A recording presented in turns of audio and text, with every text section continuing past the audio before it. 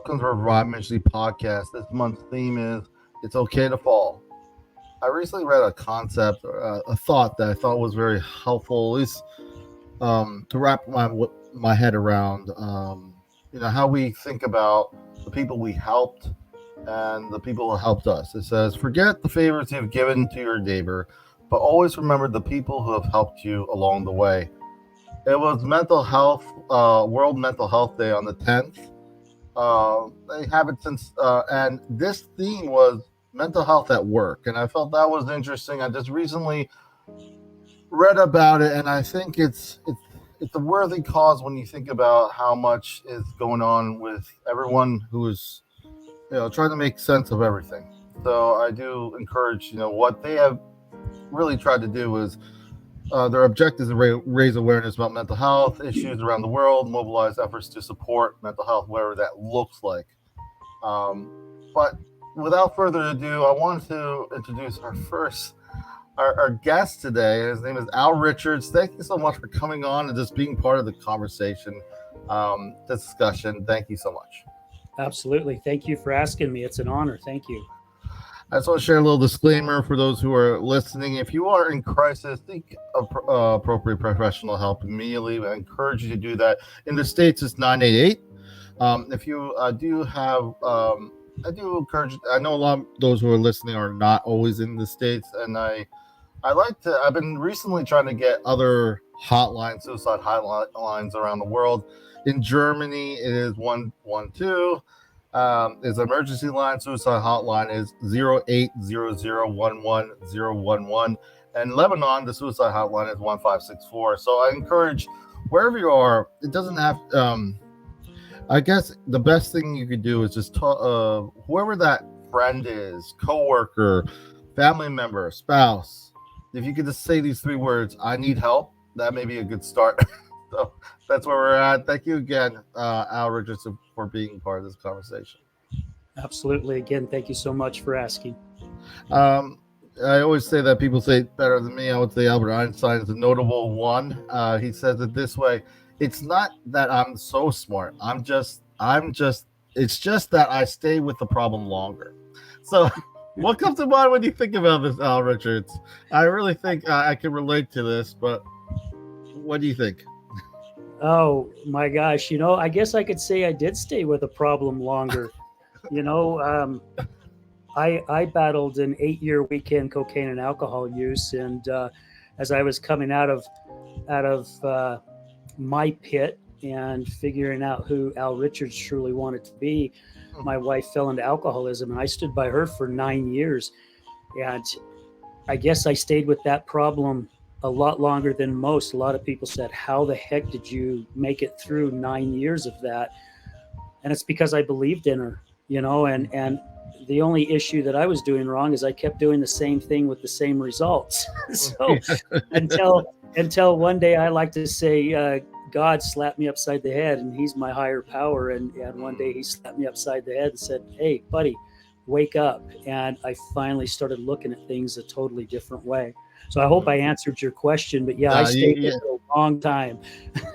I think a lot of the biggest lessons we may encounter or problems we encounter, which can be mutual, is the ones that we stay longer with, the hard ones. Those are the ones that matter, when we think about it. Superficial problems, not to say they're important, but we don't want to be the ones who avoid. There's a little bit of there's accountability, but also an understanding when things are not working. You know what I mean? I work in the mental health field. Eventually you come to a point where like, I understand that, I appreciate it, I'm not minimizing, but it hasn't worked. So let's try to be, and problem solving, I feel, is very creative in nature, because our context drives it. So my background, how I was brought up, my ideals, what is important to me is going to kind of justify what direction may be appropriate for me to navigate through some of the more complicated problems. And there are plenty of those complicated problems. Anything you want to add? Anything that there's a question here. What have you seen or experienced personally that helped you or others stay resilient, not say give up? What has helped you? You know, tapping back into my spiritual side. Mm. You know, that's what really did help me. You know, I'm from Salt Lake City. The Mhm. LDS religion is very prevalent here, and I got out of the church when I was 13. And you know, when life hit me pretty hard, when I lost a 24-year career in 2009, Mhm. that's pretty much what did it. You know, I Mhm. realized I was a liar. Realized I was a manipulator. Mhm. And I didn't realize it, I per se, just put it honestly. I had a friend call me up and basically tell me no one trusted me because that's the type of person that I was. And Mhm. I think what kept my resiliency is because I said, you know, I was crippled when I was a kid. I was never supposed to walk again, and I ended up walking. Mhm. If I could go through that, I could go through this, and I could conquer, and I know I could make it. So it's just pushing forward, just continue to push forward. And I really pushed my religion out of the way, but still brought my spirituality in, and brought God again, my higher power, closer to me. And it just seemed like the right people just started getting placed in my life to help me take that next step moving forward. Yeah, I think it's sometimes we like to make these big strides, and I would say learning another language is one of those things. If someone is complicated, my wife speaks multiple languages, but it, a lot of times what happens is you don't think you're making any progress, but you are. You're just stuck in the middle of it. So it's sometimes those little, like, an old saying is, you want to move a mountain, it takes one rock at a time. So it's like literally, it's not going to be the most flashy, won't be the ones that you will really notable, but it could be just an idea. Because the hardest thing to look at is yourself. Let's be honest. Look at ourselves in the mirror without all the masks, without all the kind of excuses. The fact that, hey, I did hurt this person. Hey, I didn't make the best choices. But what doesn't help usually is not avoiding it, saying Oh, everyone else is to blame. Um, and the thing I would say, even going through the thought of is everyone else is to blame, that thought usually gets stuck. You know, what happens if you were, let's say, not to minimize, if someone did experience some trauma or victim, the idea is to get help. You know, I ask this question all the time now. Are you allowed to get better? Are you allowed to get better? absolutely. That's a question that could go deeper as you kind of think about, because a lot of times we have the biggest barrier sometimes can be ourselves. Our Yeah. own self. You know, and I feel really the only way that you can do that as getting better, because you can, and you just mentioned it here just a second ago, it's the accountability. If you Mm-hmm. don't take accountability with what you've done in your life, and accountability for the mistakes that you've made, instead of always pointing the finger. You know, I just did a talk here just a week ago on the Cartman's Triangle about the victim mentality. Mm-hmm. And you know, I don't know if society is to blame. I like to point the finger out there because we're so busy, you know, saying that we feel a certain way because of somebody else. We're feeling a certain way because of our own actions. In all honesty, we're the ones to choose to feel the way that we're feeling. You know, so having that integrity and admitting, you know, that you're wrong, it really does start changing your life in such really in huge steps, but you don't realize they're huge. And I like to say in some of my public talks that it doesn't matter how big your step is, as long as that step is forward, you're making progress.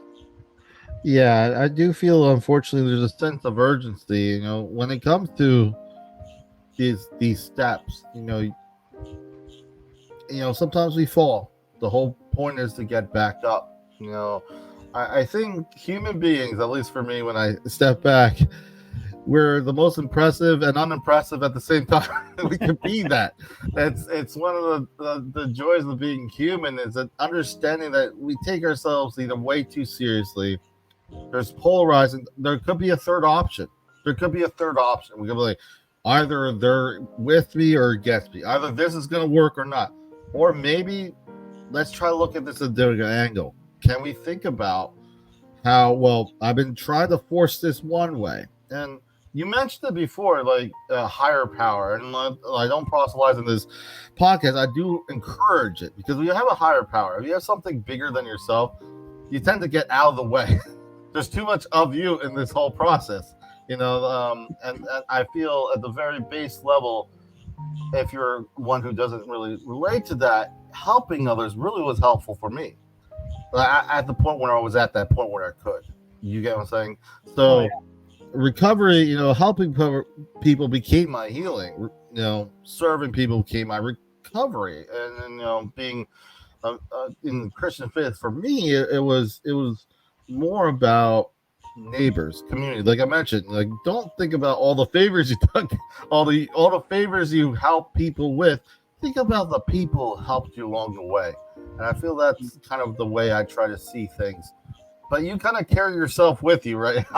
No matter where you go, no matter how many titles you want to put on your, no matter how many letters are on the back of your name, you're still with you. So you can go these great vacations. But Mark Twain, I remember reading a lot of him in elementary, up at primary school. Is he says it this way: the worst loneliness is not being comfortable with yourself. So trying to avoid task blame, like we're trying to say, it can be. It's not to minimize or to point the finger at those who are who feel that this is an agent, a way of coping, but more that it's harder to do it this way. It's harder for me to point the finger and blame everyone else after a while. After a while, the fact of the matter is you're not happy with who you are, so you have to be everything else that you're not. Yeah, pretty much true on that one. Yeah. So, you have I also want to say, I'd like to also give returning guests and new guests an opportunity to share a little bit about yourself. I know that for those who are listening, I want to give you the floor to kind of share what brought you here. Why is this so important? You shared a little bit about your story, but I want to give you some time to kind of share with those who are listening a little bit about yourself, what you're comfortable with. So the floor is yours. Okay. I did a talk in Park City, Utah about 2 months ago, and I opened it up for questions, and somebody asked me the same question. What put you here? And the only way that I could put it is God put me here. God put me on this path. I came from a 24-year career of doing manufacturing. I was around high-speed equipment, worked construction a lot. So when I lost my job and trying to figure out who Al Richards really wanted to be, that's when my ex-wife now, fell in the depth of her addiction. And I lost my job because of my weekend addiction.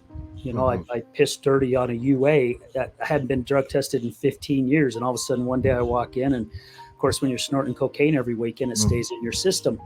Yeah. That's just kind of what got me going in this direction. Yeah. As a spouse, I made so many mistakes, Robert, so many mistakes with my wife. I was one of those, like a lot of other people here. Why can't you just stop? Why can't you just have one drink and stop? Why do you got to drink until you pass out? How come of this? Why that? You'd get mad. You'd cry. You'd be sad. You'd beg.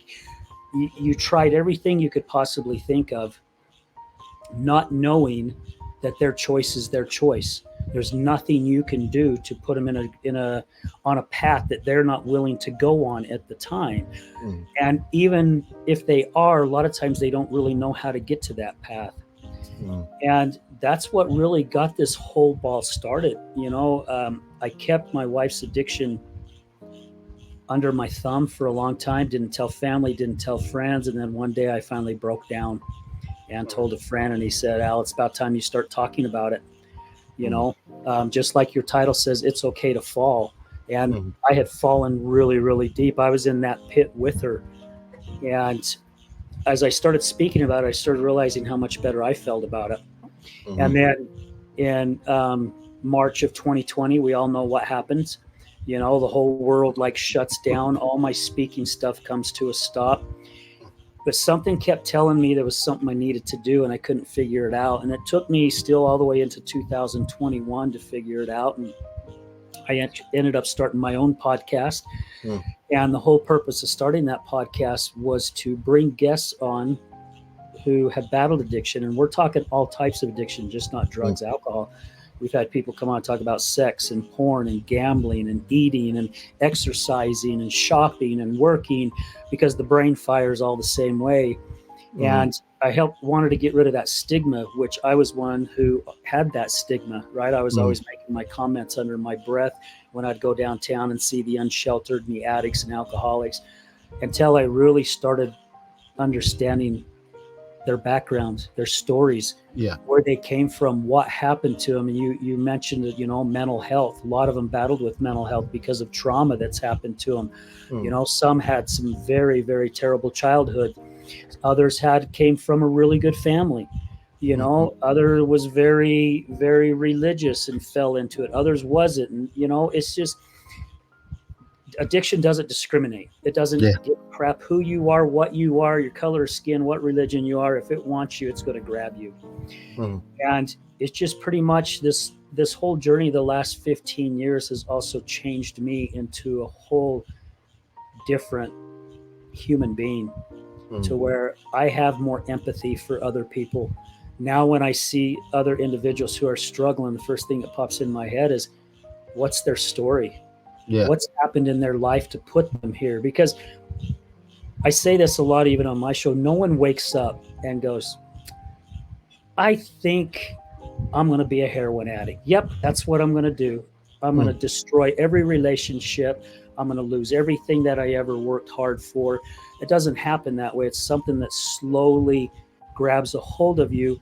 Just like when you're wanting to get out, you have to slowly work yourself out. So you're just going a little bit, you're in reverse, to get yourself back out of it, if that makes sense. But now here I am in the recovery community. I'm doing public speaking now that's based around addiction, also personality, inspiration, victim mentality. I'm learning a lot more about mental health. I'm learning a lot more how the neurons fire in our brain, how to also change that. It's just been one heck of a ride. And one thing too, you said something just a little bit ago about wanting how us as humans want to force ourselves in a direction. And one day I just looked up and I said, okay, I get it. Take the steering wheel, man. I'm done. Because every time I try to go left, you're wanting me to go right. And if I force to go left, I end up in the ditch or hitting the wall. And so I'm like, I'm going to do my best to live each day as it comes and just be grateful for every moment that I have, and just continue to move forward and be better than I was yesterday, if all that makes sense. It does. I appreciate you sharing. Mentioning stigma. It's so complicated.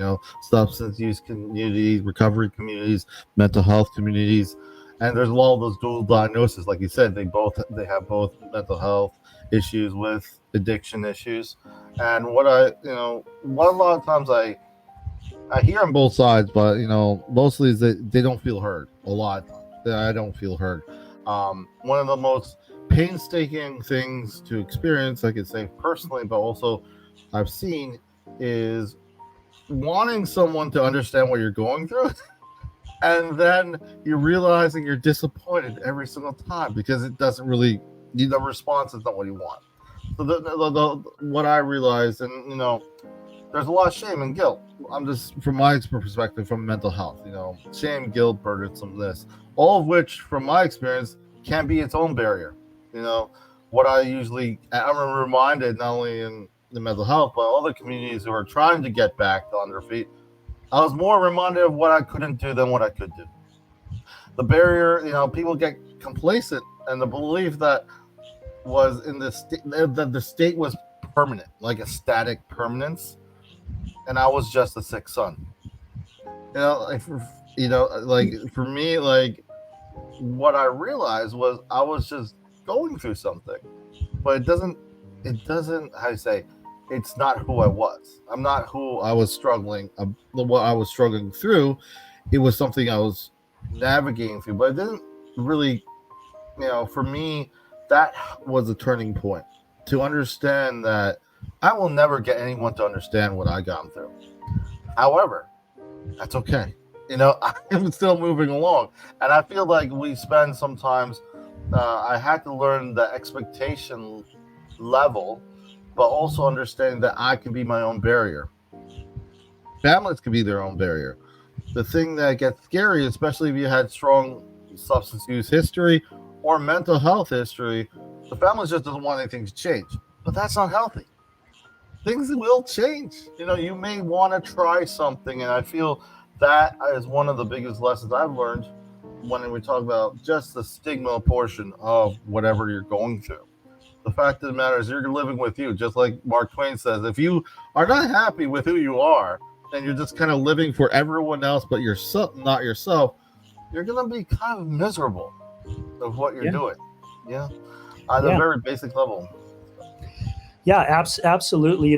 Here in Salt Lake, around the recovery community, we like to say the opposite of addiction is connection. Mm-hmm. And you talked about it earlier in the show, to be able to connect with other individuals and also to give back. And they push that a lot in the recovery community about giving back to your community, giving back to others. And,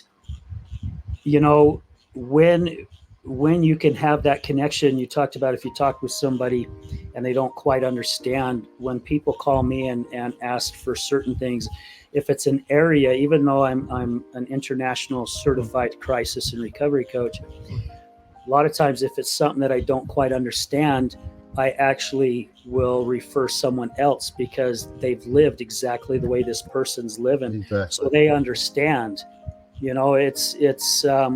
It's like me trying to help a parent, and even though I can, up to a certain degree, help a parent whose child is battling with addiction, it's a whole different sandbox than it is with your spouse, because you can leave your spouse as quick as you want to, but it's very hard to leave a child. Yes. Some parents can do it, but not very many. They keep enabling and they keep fighting, just like I did with my ex. I kept fighting and kept fighting. So yeah, you're right. If you're going to talk with somebody who's gone through it, because then they understand and they won't say things that's just going to help you, or they won't say things to get you to put your wall up even higher than it already is. And the real focus, I think the tragic, we're thinking about mental health, even substance use community, is there was a lot of foundation of stigma. We're really being, if we go back, mental health was really about not the individual's quality of life, but the quality of life of the people around them. If you think about it, back in the day, it was, this person's a menace. This person's, I don't understand what they're going through. The state hospitals back in the day, when people were just, because they were not following the norm. So the treatment style, I would imagine, would be more focused on being more activable, more to the people around you. But now we're shifting, thank goodness, we're shifting a long way, but still a long way to go. And, there's different seasons when it comes to recovery. You may be, recovery is an ongoing thing. I like the idea of, we kind of always say we want to get to some monumental point. And it's good to celebrate the moments where you maybe been sober for a year, sober for 5 years. Those kind of things are good to remember. However, our lives are always unfinished. So I like the idea that our lives are unfinished, as weird as that sounds, because it allows the pliability to change, to make shifts. Because if it's always like, I need to finish this chapter, really, you may need a shift if it's not working well, if that makes sense. No, it makes a lot of sense. Again, in one of my talks, I was telling people, it's okay to set goals, right? You can set a goal and reach that goal, set another goal, and so on and so forth. However, when it comes to bettering yourself, I like to say, and again, this is just my version of it, there is no finish line. There isn't a finish line. There isn't an end to the book, because you can constantly work on bettering yourself, and I woke up to this about 3 years ago. I'm like, I got this. Oh my gosh, look how much I've improved. I finally made it. I made it to that top of the mountain, not realizing I was at the bottom of another one. Yeah. And so I can't remember what happened, but it really woke me up. And I'm like, oh my gosh, I'm not even close yet. And that's when I really started doing some deep soul searching and thinking, going, there is no end to this. As long as you're wanting to be something better and continue to give back to society in a healthy way, there really isn't a finish line. Like you said, that the chapter, just one chapter after another chapter, because there is no end to the book. And I know that there's this accomplishment thing that's very nice, like those milestones. However, I do feel it's very freeing, at least from my experience, to feel that it's always unfinished, because there's always that momentum that I'm going to try to better myself. Because if it is, we could get static sometimes. Celebrations of certain monumental steps, it doesn't define me, because I'm still Robert, still Robert, who may change when it comes to the season. So we may get complacent, and even when we have all that insight. I love this quote from John Shedd. He said, "A ship in harbor is safe," but that's not what ships are built for. Eventually you just have to go out. You may have a lot of experience, you may have connected well, you may have done amazing things, but your book keeps being unfinished, and finding out what works in those seasons. Because I do feel, in recovery, just in age, there are seasons. You change. Your goals are different. What's important is different, and that's okay. I think it's healthy to recognize that, and not kind of claw to stay in the season that you're most comfortable in. If that makes sense. No, it makes a lot of sense. We humans are just like nature. I mean, really, we are, if we think about it. We have to constantly change. We have to constantly grow, because that's how we learn. There's a saying I'm going to use in my talk tomorrow, that anyone can feel trapped in similar circumstances or similar cycles. Whether it's addiction, whether it's self-doubt or failure. And what's crazy is, in my book, self-doubt is the most harmful, because a lot of times people fall into the addiction because of self-doubt. A lot of people are also stay in the addiction because they're afraid of failing, that they're not going to be able to do it. And I look at failure as actually being the number one thing as far as a strength, because every time I have failed and I have figured out and learned the lesson behind it, I've come out stronger, I've come out better, and I've learned from it. And also not to have that self-doubt. I have to believe in myself to be able to get rid of not worrying about failing, because worrying about failing and having certain fear and self-doubt, that's the opposition's greatest ally, and then we end up going in the wrong direction again. Yeah, and I do feel like sometimes some words like stress, for example, is not defined well, because there's healthy stress. There's healthy stress out there. Like the fact that, like, if I haven't ran for a while and I want to go out running, it's gonna be uncomfortable. It's gonna be uncomfortable to go back if you're trying to get back in shape. It's gonna be stressful when you get married. There's healthy stress out there. So I feel sometimes the idea is that we want no stress. I think that's not right. If the goal is to have no stress, then I won't be going to work. I'll be in bed, which may lead to other things. If you get what I'm saying. So defining that there is two stresses. There's good and there's bad stress. Bad stress are the things that disrupt your life. There's a stress that you kind of keep cycling in your mind. It disrupts your ability to connect with others, connections, the ability to communicate with your spouse or friends effectively. It may affect your work. Like we said earlier. Mental health. This month is really focused on mental health in the work. So if you're not taking care of yourself, how will you be able to take care of others? So I do feel like stress has been given a bad rap. I was in the military. We used to say, embrace the suck, because we know it's going to suck. We know that part of what, to get somewhere, that, when you achieve something, when you're put the hard work, there's going to be stress. But that stress is not necessarily all bad. I think sometimes we have this notion, like I said, that we need no stress, and I think that can be a dangerous notion too. Yeah.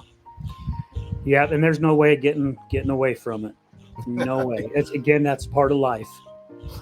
Uh, as we, it's been so great to have you on here, Richards. I want to ask you as we come up, enter our final thoughts. Um, are we allowed to get better? I said that before, but what do you hope people listening will remember when it comes to our self-care moving forward? What would you today? It's okay to fall. That's a theme. I like that theme. It's funny, but it's also very true. It's okay to fall. A lot of things are discovered through our failures, so it's how we look at it. So what would you want to share when it comes to self-care and moving forward? Well, that you want people to remember, or at least that we covered, or something you want to add? Something I think that's very important, and it's been a really hard lesson for me to learn, and that's loving yourself. Hmm. And I mean truly loving yourself. I could say, I just hit 61 this year, and for the first time in my life, I'm actually in love with the person who I am. And when you're able to do that, you admit so much love to others, and it's so much easier because again, my version of this is you cannot love others as much as you would like to love them. You may think you do until you love yourself. It's like that saying, you can't truly forgive others if you're not willing to forgive yourself. And that was another lesson that I learned quite a few years ago. So that's what I would say for your self-care, because when you are loving yourself, it seems like things just fall into place, and your self-care becomes so much more manageable. Yeah, if you're able to give yourself grace, it's going to be easier to give others grace too. And I would even say it this way: kindness doesn't require you to understand everything about an individual. I want to say this real quick as we go enter the holiday season, as we start to maybe see family members or friends that, may annoy us. Kindness doesn't require you to understand or even agree with them. Period. Kindness is just kindness. I feel a lot of times we think that we have to be kind. They have to check all the boxes. What they decide, like you said, what is their story? You've been more empathetic. When I see someone come into my office and they're really extremely going through a lot with mental health situations, I don't look at the individual I look at the individual. How much pain are they in? What happened? How can I help? So, like, it was over my head, above my pay grade. I find someone I can refer to. But the fact of the matter is, I look at them first as an individual, and then I try to find solutions. I don't look at this what's wrong with them first, and then the individual later. So I would say I don't need to understand everything about someone to be kind. That would be like my final kind of, I guess. When it comes to it's okay to fall, it's okay to fall when you're in environments that you feel you can. So if we're kinder to each other, the assumption being that people may be more willing to be more open about their failures. You have recovery communities that kind of endorse that. There's peer groups that endorse the idea that we didn't make all the best decisions. We may have an illness, but that's not the end of the story. It's like we said, it's unfinished. So any final thoughts as we wrap things up? Yeah, just like your title says, it's okay to fall. It is, and as long as you're using your voice and you're sharing, you will be shocked how many people will reach out their hand to help you. And, because a lot of times we hide that, as you've said earlier in the show, it's about that shame and that guilt, when really there will be some people who will go, oh, no, don't want anything to do with you. But the majority will lend their hand out and say, what can I do to help you? I just want to say thank you, Al Richards, for coming on, sharing your thoughts and insights. It's wonderful to have you. Thank you again. Al. Thank you. I want to say to those who are listening, remember to stay updated with all things Revive Ministries through the various platforms. ReviveMinistriesFL.com is our website. I did mention like those suicide hotlines. I have a page, if you go there, of all the ones I could find, a lot of different countries. So if you're kind of intrigued or you're from another country, you want to find out what suicide hotline, it may be there. Now, obviously, I'll try to keep it current, but I do encourage you, wherever you are, if it's a chess club, a church, if you feel safe with them and you don't feel well, I encourage you to ask those 3 questions. As adults, it's hard. I need help. Those 3-word questions. I need help. Find those communities. Leaving you this last quote from M. Scott Peck. He says, until you value yourself, you won't value your time. Until you value your time, you will not do anything with it.